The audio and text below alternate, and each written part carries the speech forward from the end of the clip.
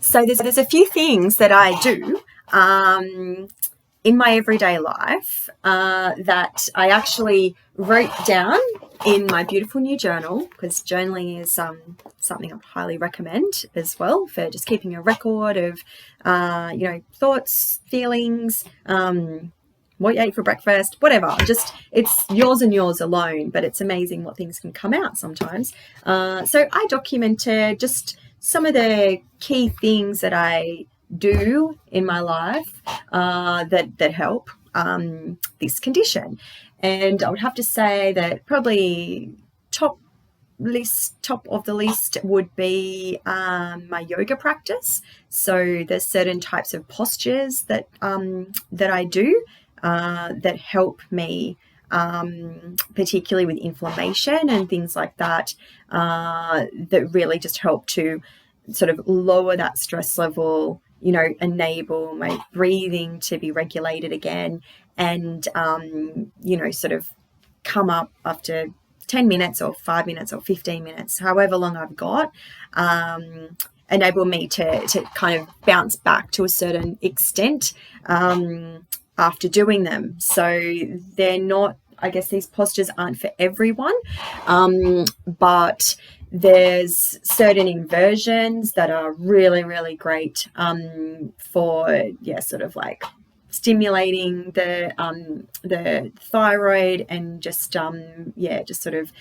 helping it to calm down a bit, and that whole of body sort of cellular level integration is also really beneficial as well. So so I actually have my yoga mat down over here. I because this is all very kind of impromptu, I just thought that I'd pop it down there and then just show you some things as I go along. Take 5 for yourself and sort of practice a couple of these postures, or you might just want to might want to watch to start off with, and then try yourself later. So I'll just get organized here. One of the first yoga postures that I usually do when my conditions playing up is I'll actually do a full shoulder stand, and then I'll come down into what's called happy baby. So if you know that you can comfortably do a shoulder stand, then do. But please, if you've never done shoulder stand before, please do not. But you could give happy baby a try when I get to happy baby. So lying on your back is something that everyone can do. So lying on your back, hopefully you can still see me, lying on your back, and what we'll do is we'll just bend our knees and just turn your feet in slightly. Bring your heels close up towards your hips as possible, like sort of up towards your buttocks, and then just raise your arms up. Hands together, so palms together, fingers pointing up, and then just very gently press into your feet and then lift your hips, so coming up onto your shoulders, just as high as you comfortably can, and then releasing down. And tuck your chin in as you release up, as you lift up, chin in, keep looking up and releasing down. And just keep doing this for a few breaths, just whatever feels right. If it's feeling too strong, then just lessen the lift. Otherwise, coming up as high as you comfortably can. And then on the next one, just see if you can hold this position for a minute. Tucking your chin in, pressing down into the back of the head. Feeling your feet on the mat. Breathe into your abdomen. In and out through your nose, and release. Drawing your knees in, really hug your knees in. You can clasp your fingers around, just interlock your fingers as well if you like. If that's not possible, then just one hand on each shin is absolutely fine. And then just do a few circular movements here. There we go, just limbering up the lower back. Keep your chin tucked in slightly and looking up towards the ceiling. And then if it's possible, arms come up over your head, chin tucked in, legs come up straight. So just flexing into your feet, here flexing into the heels. Again, breathe into your belly. If straight legs isn't possible, just bending the knees. It's absolutely fine. If that's still too strenuous, coming down onto your feet. Absolutely fine too. Just let the knees fall in towards each other. So up towards the ceiling. And then either staying here or bending your knees. If you know you can do shoulder stand, then just wriggling down onto your mat a little bit to start off with. And coming into halasana. So you should be able to do halasana before you come up to shoulder stand. So it's a rule, sort of like just a rule of thumb, that you must need to be able to do halasana, which is this position, before coming up. So this is only if you're experienced in shoulder stand. Coming up. Tucking your chin in, breathe into your abdomen. And coming up onto the shoulders. Not coming up onto the back of the neck, just tucking your chin in and just feel the weight evenly through the shoulders. If you are advanced yogi, you can just let the legs come down slightly.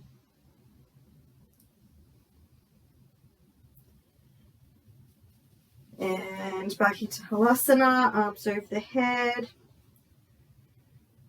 And then if you're still in the straight legs up, you can now part the legs and join us in happy baby position. If you've got your feet on, soles of the feet on the mat, just drawing your knees in towards your chest again and coming into the happy baby position where you just have one knee, each knee is drawn into the underarm, like the pit of the arm of the side that the knee's on. If you can touch your feet, great. If not, then just taking a grip around the calves or even, sort of the ankles is fine. Just whatever works best for you. The full position is holding on to the balls of the feet, but it's okay if you can't reach, please don't strain to get there.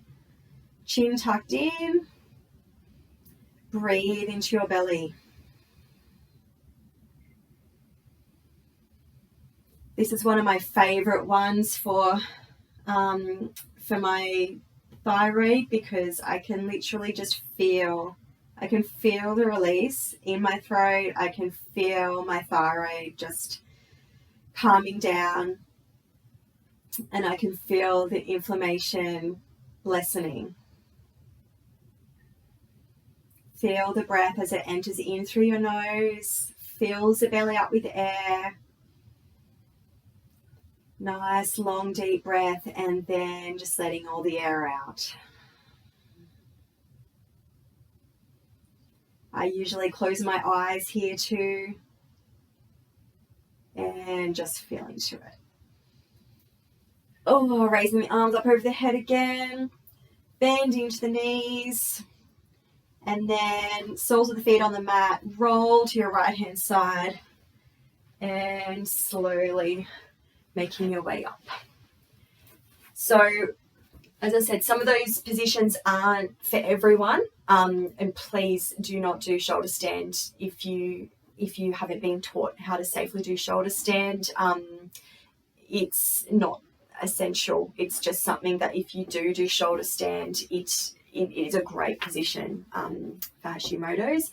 So the happy baby one is actually really I find that it's just as good as well. So it really just helps to relax the area around the thyroid, but also it sends like sort of transmitters through like your nervous system as well to sort of really slow down the breathing, and also has a great effect on that flight or fight sort of situation that we get in our chest sometimes as well, that can lead to that sort of hyperventilation.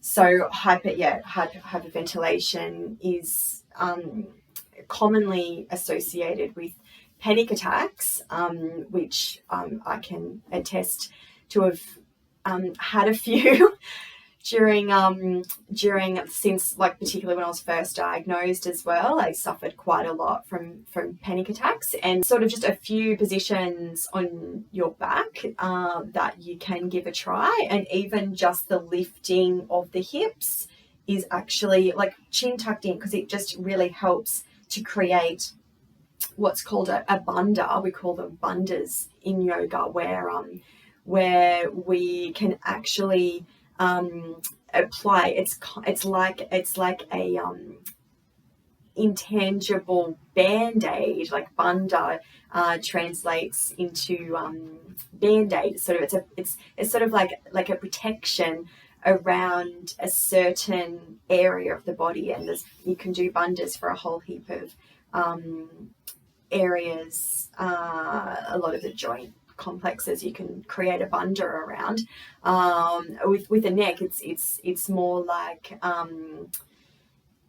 it's sort of more like they call it Jalandhara bandha, which is that whole sort of area around the neck. You can restrict it in, like we've been doing, or you can also expand it out, like in positions such as upward facing dog, which also can be really, really quite good for Hashimoto's as well. So that's a couple of yoga positions, and I'll try and do some more as well at a later stage. Some other things I was going to talk about was the areas around crystal. Like, I do a lot of crystal healing as well. So I use a lot of blue laser gate around in my throat area with chakra healings with crystals, and I use a lot of crystals just as it is. So crystals is also something that I'll talk about in the next few days, as well as mantra meditation and chanting, and diet. I've changed my diet quite a lot as well. And I don't know what else I wrote down in my little book here. Diet changes, lifestyle changes, yoga postures, crystal healing, mantra meditation. I've said that one. My biggest trigger is really sleep deprivation. So I might even sort of have a chat about sleep deprivation as well. But I'm sort of, this is like quite an impromptu thing that I'm doing. Please reach out to me if there's anything in particular that you've learned over your journey, or questions that you have, or just to share how you're feeling. I think it's nice to have a bit of a community, around this condition. It's something that we tend to withdraw from society into ourselves, to try and just deal with it on our own. And sometimes I'll find that, that people who don't have it, like, just sort of might not get it. So it's nice, I'm happy to create like a little forum or community from this, if that's what you feel might sort of help as well. It could certainly help me. So maybe I'll just do it anyway, and then whoever wants to join can join. So yeah, so that's some yoga postures, and I'll be back soon with some other suggestions like around crystals and mantra meditations and things like that. Okay.